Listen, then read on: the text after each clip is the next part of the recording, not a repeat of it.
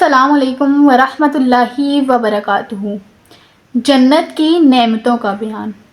جس جنت کا پرہیزگاروں سے وعدہ کیا گیا ہے اس کا ایک وصف یہ ہے کہ اس میں ایسے پانی کی نہریں ہیں جو انتہائی لطیف ہیں، نہ سڑتا ہے نہ اس کی بو بدلتی ہے اور نہ ہی اس کے ذائقے میں فرق آتا ہے۔ دوسرا وصف یہ ہے کہ اس میں ایسے دودھ کی نہریں ہیں جس کا مزہ نہیں بدلتا، جبکہ دنیا کے دودھ کا حال اس کے برخلاف ہے کہ وہ خراب ہو جاتا ہے۔ تیسرا وصف یہ ہے کہ جنت میں ایسی شراب کی نہریں ہیں جو پینے والوں کے لیے خالص لذت ہی لذت ہے۔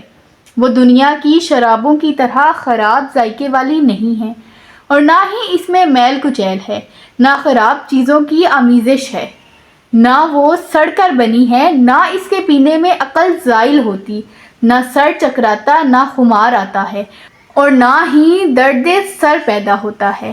یہ سب آفتیں دنیا ہی کی شراب میں ہیں، جبکہ جنت کی شراب ان سب عیوب سے پاک، انتہائی لذیذ، فرحت بخش اور خوشگوار ہے۔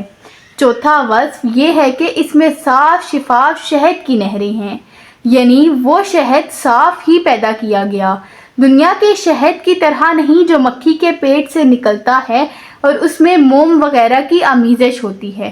پانچواں وصف یہ ہے کہ اس جنت میں پرہیزگاروں کے لیے ہر قسم کے پھل اور ان کے رب عز و جل کی طرف سے مغفرت ہے کہ وہ رب ان پر احسان فرماتا ہے اور ان سے راضی ہے اور ان پر سے تمام تکلیفیں احکام اٹھا لیے گئے ہیں۔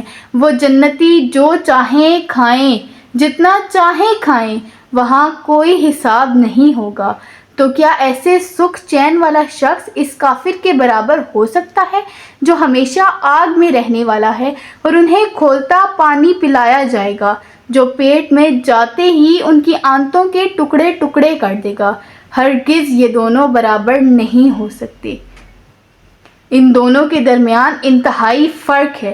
اللہ تعالیٰ ہمیں جنت میں جانے والے پرہیزگاروں میں شامل فرما دے اور ہمیں جنت کی تمام نعمتیں حاصل کرنے کی توفیق عطا فرمائے۔